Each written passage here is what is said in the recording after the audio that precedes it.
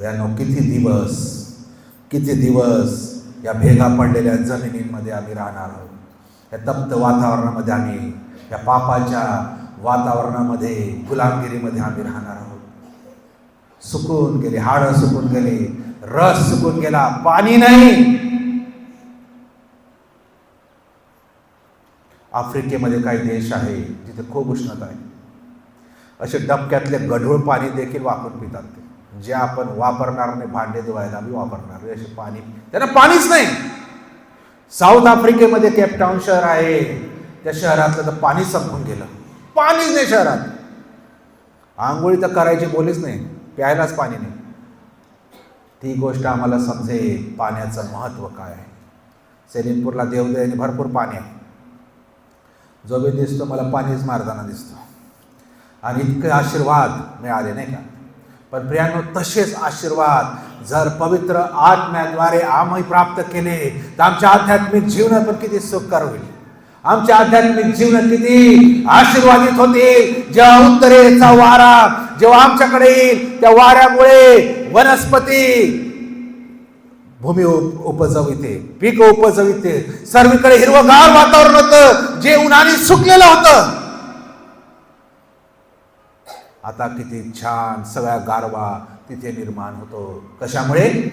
केवळ आणि केवळ पावसामुळे आणि पाण्यामुळे.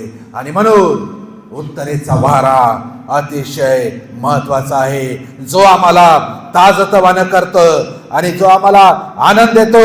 आणि उत्तरेचा वारा आमच्या जीवनामध्ये पवित्र आत्म्याचा असा आहे की जो निरंतर आम्हाला आशीर्वादांचा वर्षाव देतो, आनंद देतो, प्रेम देतो, शांती देतो, आरोग्याचे वरदान देतो, आश्चर्य कर्म करतो आणि सुटकेचा अनुभव देतो. तेव्हा पवित्र आत्मा आमच्यामध्ये असतो.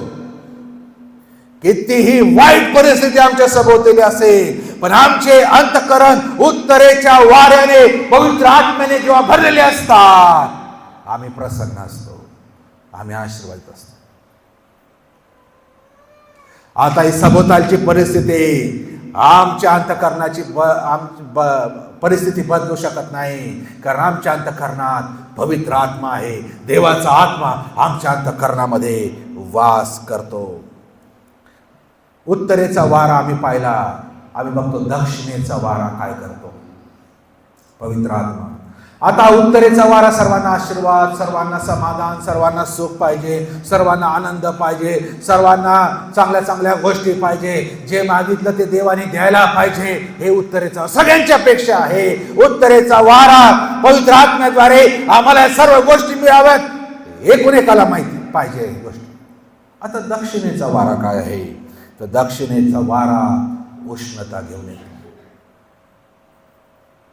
उत्तरेचा वारा थंड हवा घेऊन येतो, दक्षिणेचा वारा उष्ण हवा घेऊन येतो. म्हणजे आध्यात्मिक रीतीने परीक्षा असतात, संकट असतात, अरिष्ट असतात, आजार असतात, शत्रू असतात, हार असते, नाउमेद असते, मुश्किलदा. पवित्र आत्मा या गोष्टी देखील करतो. आम्हाला फक्त उत्तरेचा वारा हवा असतो, दक्षिणेचा नाही. उत्तरेचा वारा जितका महत्वाचा आहे, ज्यामुळे सर्व सृष्टी हिरवीगार होते, पण त्याचबरोबर दक्षिणेचा वाराही महत्वाचा आहे.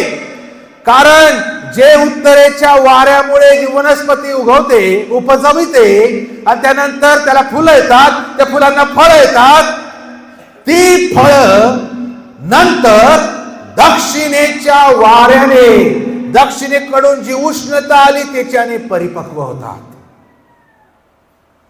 म्हणजे ती फळं परिपक्व होण्यासाठी, ती फळं तिच्यामध्ये असलेला रस गोड आणि मधुर होण्यासाठी दक्षिणेचा वारा पण महत्वाचा आहे. जर फक्त उत्तरेचा वारा राहील त्या फळांवर तर ती फळं दिसतील, पण आतून कडू, आंबट, चिंबट लागतील, कारण ती परिपक्व असणार नाही. जे फळ पूर्ण पिकत नाही ते गोड लागतं का? मधुर लागतं का? चवेला चांगलं वाटतं का? नाही लागणार. कारण त्या फळाला दक्षिणेचा वारा पण महत्वाचा आहे. त्याचप्रमाणे आध्यात्मिक रीतीने जोपर्यंत आमच्यावर परीक्षा येत नाही, जोपर्यंत ते उष्ण वारे आमच्यावर येत नाही, आमच्यातील फळ परिपक्व होत नाही. फक्त आशीर्वाद आशीर्वाद करू नका. संकट अरिष्ट पण महत्वाची आहेत. आमच्यावर होणाऱ्या परीक्षा, देव परीक्षा घेतो त्या पण महत्वाच्या आहे.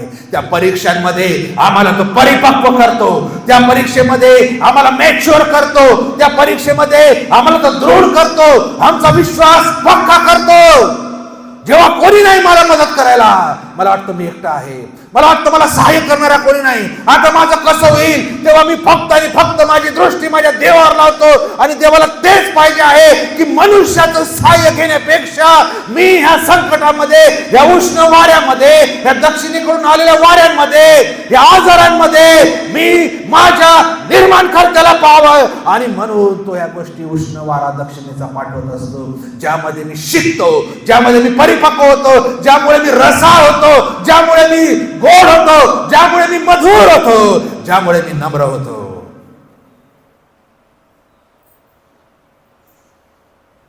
जोपर्यंत उष्ण वारे नाही, माझ्यामध्ये गोडवा राहणार नाही.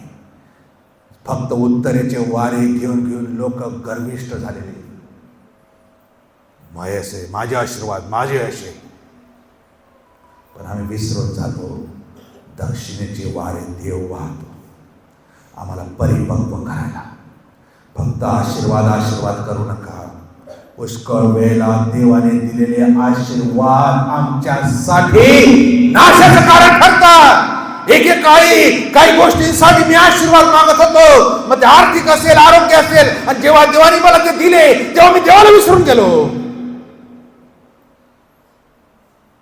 किती काय लोक मला माहिती, त्यांना लेकरं नव्हते होत, रात्र दिवस देवाचा धावा मंदिरात करत बसले, आणि जेव्हा देवाने त्यांना लेकरं दिले, आज मंदिरात नाही, तेही नाही आणि त्याची लेकरं बी नाही.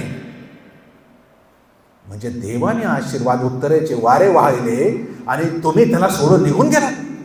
आणि म्हणून देव दक्षिणेचे वारे वाहतो, म्हणून देव उष्ण वारे वाहतो, म्हणून देव परीक्षा पाठवतो, म्हणून देव पुष्कळदा संकटातून आम्हाला नेतो, पुष्कळातून, काळोखाच्या दरीतून, अंधकाराच्या दरीतून तो मला नेतो. कारण एकच, मी त्याच्यावर पाहावं, त्याच्याकडे पाहावं.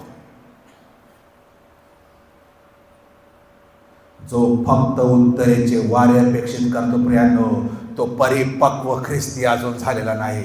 आणि हेच कारण आहे, जेव्हा देव आम्हाला परिपक्व करायला दक्षिणेचे वारे पाठवतो, पुष्कळ लोक देवाला विसरून जातात, पुष्कळ लोक देवाला सोडून जातात. पवित्र आत्मा त्या जो आमच्यामध्ये असतो त्याला आम्ही ठेच पोहोचवतो, त्याला निराश करतो.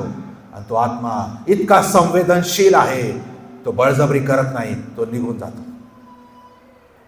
म्हणून आज आम्ही फक्त पाण्यात डुबवलेले ख्रिस्ती आहोत. आत्म्यापासून बाप्तिस्मा झालेले खूप थोडे आहेत. ज्यांना आत्मात चालवितो ते आशीर्वादित आहे. आणि बघा, योबासारखं उदाहरण नाही हो. इतके संकट आले, इतके वर्ष उत्तरेचा वारा होता, त्याच्यासारखा श्रीमंत व्यक्ती तिथे नव्हता. एवढा श्रीमंत होता तरी पण तो नित्य उठून सकाळी आपल्या लेकरांच्या संख्येप्रमाणे देवाला बली अर्पत होता. तो म्हणत होता, न जाणो यांच्याकडून काही चूक झाली असेल, पाप झाली असेल म्हणून त्यांच्या नावाने तो अर्पण अर्पित होता. जेव्हा सर्व काही होतं आणि जेव्हा सर्व घेतलं गेलं, त्या संकटामध्ये देवाने दक्षिणेचे वारे वाहवले. एकनिष्ठ होता तरी पण. ती आहे परिपक्वता, ती आहे मॅच्युरिटी, ती आहे ख्रिस्ती जीवनामध्ये मुळावलेले, रचिले गेलेले, वाढत असलेले आणि ज्यांना फळ आलेले ते ख्रिस्ती लोक आहे. काही होऊ द्या, मी माझी दृष्टी माझ्या निर्माणकर्त्यांवर ठेवेल. आता आपल्याला कळेल पवित्र आत्म्याचं कार्य. फक्त उत्तरेचे वारे अपेक्षित करू नका, दक्षिणेचे वारे तेवढेच महत्वाचे आहे. जोपर्यंत दक्षिणेचे वारे येत नाही तोपर्यंत आमची फळ परिपक्व होणार नाही.